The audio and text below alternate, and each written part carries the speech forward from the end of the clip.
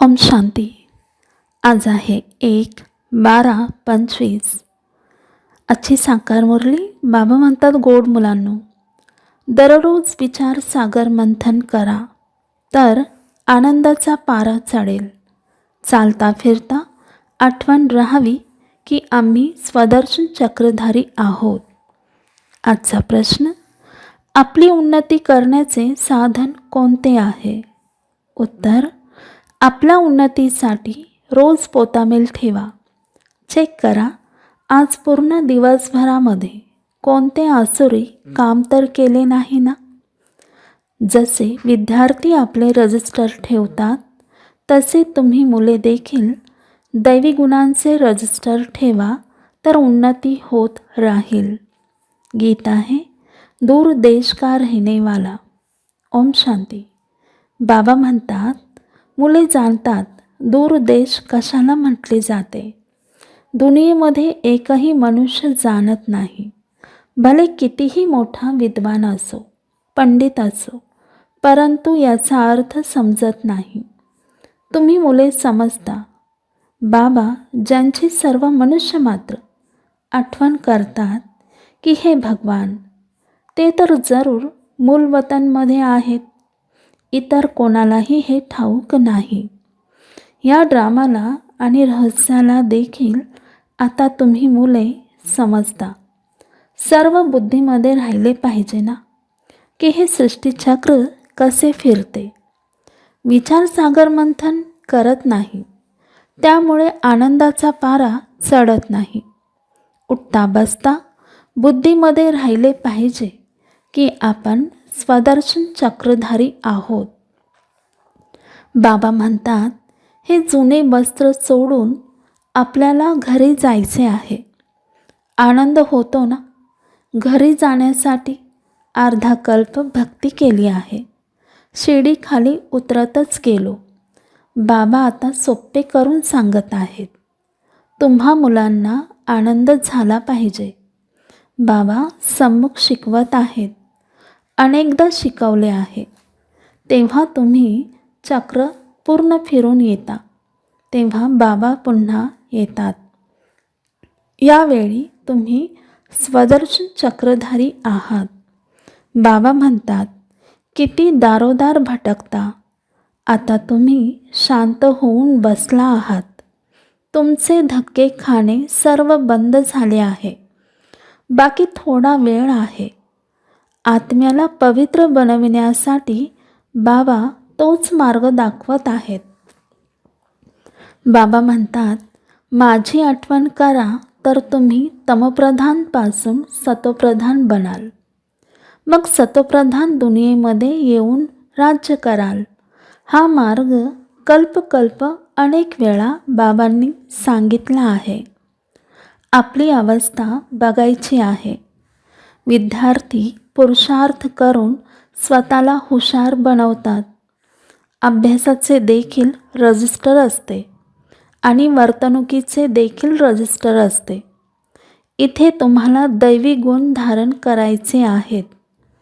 दररोज आपला पोतामेल ठेवल्यामुळे खूप उन्नती होईल की आज पूर्ण दिवसभरामध्ये कोणते आसुरी काम तर केले नाही ना. आपल्याला तर देवता बनायचे आहे. लक्ष्मीनारायणाचे चित्र समोर ठेवलेले आहे. किती साधे चित्र आहे. वरती शोबाबा आहेत. प्रजापिता ब्रह्माद्वारा हा वारसा देतात. तर जरूर संगमावर ब्राह्मणी असतील ना. देवता सतयुगामध्ये, ब्राह्मण संगमावर, कलियुगात शूद्रवर्णाचे आहेत. बाबा म्हणतात, विराट रूप हे देखील बुद्धीमध्ये धारण करा. आता आपण आहोत ब्राह्मण म्हणजे शिखा, मग देवता बनणार. बाबा ब्राह्मणांना देवता बनवण्यासाठी शिकवत आहेत. तर दैवीगुणसुद्धा धारण करायचे आहेत. इतके गोड बनायचे आहे. कोणालाही दुःख द्यायचे नाही. जसे शरीर निर्वाहासाठी काही ना काही काम केले जाते, तसे इथे देखील योग्य सेवा करायची आहे. कोणी आजारी असेल, सेवा करू शकत नसेल, तर मग त्यांची सेवा करावी लागते. समजा कोणी आजारी आहे, शरीर सोडले तर तुम्हाला दुःखी होण्याची किंवा रडण्याची गरज नाही. तुम्हाला तर एकदम शांतीमध्ये बाबांच्या आठवणीमध्ये राहायचे आहे. काहीच आवाज नाही. ते तर स्मशानात जातात तर आवाज करत जातात. राम नाम सत्य आहे. तुम्हाला काहीही बोलायचे नाहीये. तुम्ही सायलेन्सद्वारे विश्वावर विजय मिळवता. त्यांचे आहे सायन्स, तुमचे आहे सायलेन्स. बाबा म्हणतात तुम्ही मुले ज्ञान आणि विज्ञानाचा यथार्थ अर्थ जाणता. ज्ञान आहे समज आणि विज्ञान आहे सर्व काही विसरणे, ज्ञानाच्याही पलीकडे जाणे. तर ज्ञानसुद्धा विज्ञानसुद्धा आहे. बाबा म्हणतात गोड मुलांनो, कधीही कोणाला दुःख देऊ नका. गृहस्थ व्यवहारामध्ये राहून पवित्र बना. आपण भाऊ बहीण आहोत. हे आहे प्रेमाचे नाते. दुसरे कोणतेही दृष्टी जाऊ शकत नाही. प्रत्येकाचा आजार आपला आपला आहे. त्यानुसार सल्ला देखील देत राहतात. मुले विचारतात, बाबा अशी हालत होते, या परिस्थितीमध्ये काय करावे? बाबा समजावून सांगतात, भावा बहिणीची दृष्टी खराब होता कामा नये. कोणतेही भांडण होऊ नये. मी तुमचा पिता आहे ना. शिवबाबा ब्रह्मतनाद्वारे बोलत आहेत. प्रजापिता ब्रह्मा शिवबाबांचा मुलगा झाला. साधारण तनामध्येच येतात ना. विष्णू तर आहे सतयुगाचा. शिवबाबा मुलांना विचारतात, तुम्ही विश्वाचे महाराजा महाराणी बनणार का? होय बाबा, का नाही बनणार? हो, यामध्ये पवित्र राहावे लागेल. हे तर अवघड आहे. बाबा म्हणतात, अरे तुम्हाला विश्वाचे मालक बनवतो आहे, तू पवित्र राहू शकत नाही. लाज नाही वाटत? या विकारामुळेच विघ्न येतात. सुरुवातीपासूनच यावर हंगामा होत आला आहे. बाबा म्हणतात, गोड मुलांनो, यावर विजय प्राप्त करायचा आहे. मी आलो आहे पवित्र बनविण्याकरिता. बाबा म्हणतात, माझ्या भक्तांना ज्ञान ऐकवा, जे मंदिरामध्ये जाऊन देवतांची पूजा करतात. बाबा म्हणतात, रोज रात्री आपला पोतामेल बघितला पाहिजे. काही चूक तर केली नाही ना. आपला काय कान पकडला पाहिजे. बाबा, आज माझ्याकडून ही चूक झाली, क्षमा करा. बाबा म्हणतात, खरे लिहाल तर अर्धे पाप माफ होईल. बाबा तर बसले आहेत ना. आपले कल्याण करू इच्छिता तर श्रीमतावर चला. पोतामेल ठेवल्याने खूप उन्नती होईल. खर्च तर काहीच नाही.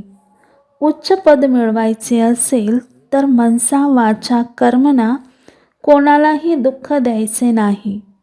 कोणी काहीही म्हणत असेल तर ऐकून न ऐकल्यासारखे करायचे आहे. ही मेहनत करायची आहे. बाबा येतातच तुम्हा मुलांचे दुःख दूर करून कायमसाठी सुख देण्याकरिता. तर मुलांना देखील असे बनायचे आहे.